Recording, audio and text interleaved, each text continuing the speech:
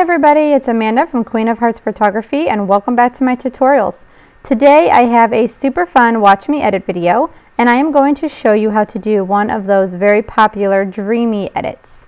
Now they seem to be very popular, everybody's doing them, everybody wants to know how to do them, and I'm just going to show you one of the very many ways that you could do them. So let's go ahead and get started. I'm going to show you how to do this edit using the Back to Basics set. And the first action I'm going to run is the basic primer. I'm going to go ahead and let this run. Now we're going to do a slight tweaking, and it's very important to remember that with any action that you use, you're probably going to have to do some kind of small tweaking because let's face it, all of our images are different. Color, tone, exposure, everything is going to be different, so it's going to affect it in different ways. So we're going to lower the warmth a little bit in this one, about 50%, just because it was already pretty warm.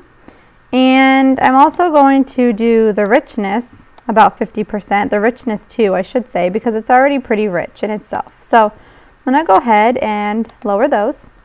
I'm going to go ahead and flatten this. Now if you've seen any of my previous tutorials, you know that I always flatten after every action because I just like a really clean slate. I want to show you the before and after real quick. So this is the before, the basic primer, and this is the after. So we have just a nice clean slate to start with. So now I'm going to go ahead and flatten it. And like I said, I just like this to be all clean over here.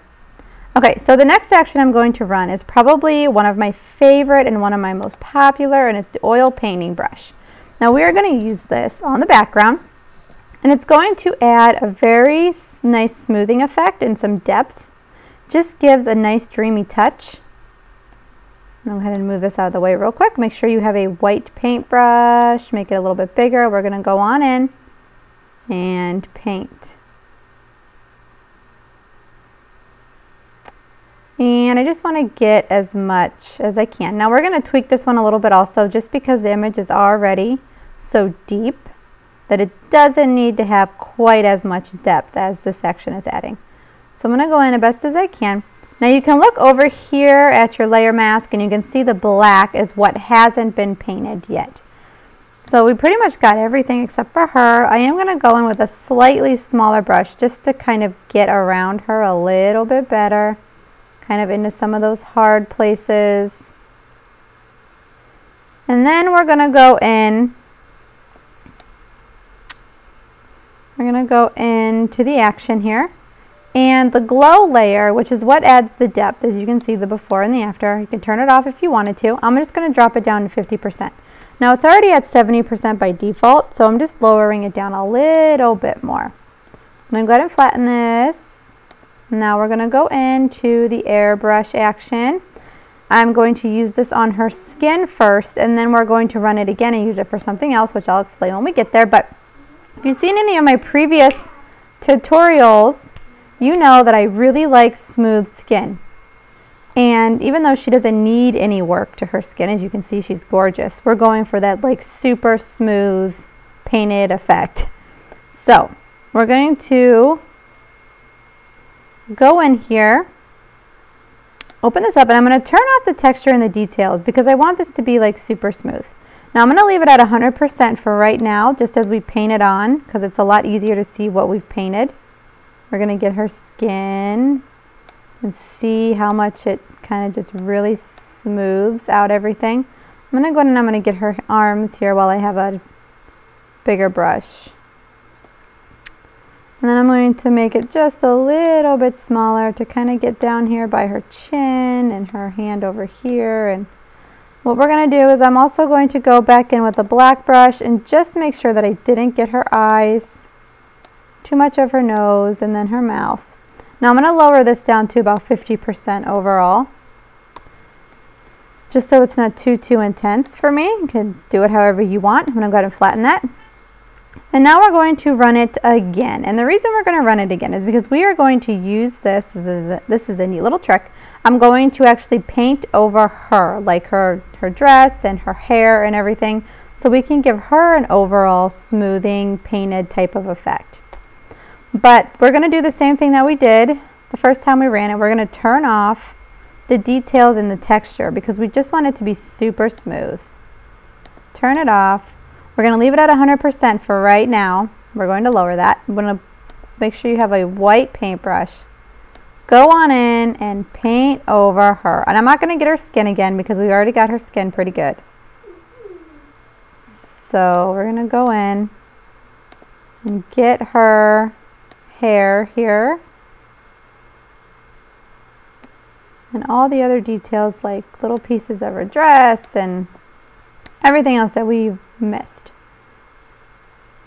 Get all this back here. Okay, so we're going to drop this down to about 50% also. I'm going to go ahead and flatten this. And then I'm going to go in with the sharpening brush. Now, whenever I use the sharpening brush, you know that I don't go over all the skin that I just softened. So I go in with a little brush here, and I'm just going to sharpen her eyes, her eyebrows, her nostrils here, like define her nose a little bit. And then her mouth, of course, and then I'm going to go a little bit around like her hairline.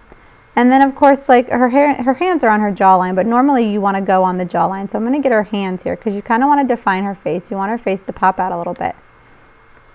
Okay, so then what we're going to do is I'm going to make my brush bigger. And I'm not going to go over the skin on her face, but I'm going to go over her dress. And you can see the details are popping back out. Now you're probably trying to figure out, hey, we just went through all that time to kind of blur everything and soften everything, and now you're going to go back and sharpen it. Well, you want some of this, you want it to still pop out. You want it to still be sharp. And the best way that I can kind of explain this technique for me is it's kind of like a bubble. So you're going to have that nice round, soft, smooth bubble, but it's still going to be defined around the edges, if that makes any sense. So we want to make sure the edges are still defined because we still want her to pop. We just kind of want her to also look smooth, you know, very, very soft. And that's probably pretty good, I think. I think I got it pretty well. I'm going to go around the outside of her arms a little bit and inside here.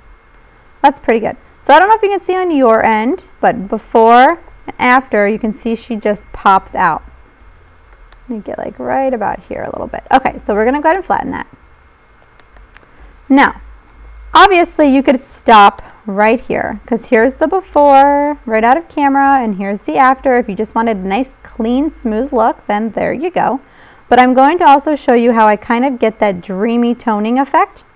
I'm going to run coral here and we're going to lower the opacity of this because it adds depth, and we've already added depth and it's already pretty deep, so we don't want it to be too deep. Now you can see how dark it is. We don't want it that dark. So I'm going to lower this to about 55%, I think is pretty good. I'm going to hit OK. I'm going to go into the action real quick, and I'm just going to go down to this light up layer here. This is optional to turn on and off. I'm going to turn it on, but I'm going to lower it to just about 10% because it adds just a little bit of light to the midtones. Just brightens up her face a little bit more, which is what I kind of want. So you can see the before and the after. You could go in here and play with the toning a little bit if you wanted to take some of the blue off of her hair, but for the most part the cooler tones are around the edges. I'm going to go ahead and flatten this. Now you could stop here also if you wanted to just do this, but I love a good matte, so I'm going to go down here to the matte action and run this also. You could leave it at full opacity, but I'm going to drop mine to about 50%. I usually lower the opacity of my mattes depending on how deep the image is. And here's before the matte and after. You could go in with the layer mask if you wanted to and kind of erase it off her if you just wanted the matte on the background. But I am going to leave it on the entire image. I'm going to go ahead and flatten this. Pull up our before. This was our straight out of camera. Here is our after. You have this fun dreamy effect, and it kind of looks like a whole different world a little bit. So I hope you learned something new. I hope you enjoyed this video. Until next time, I will talk to you guys later. Bye.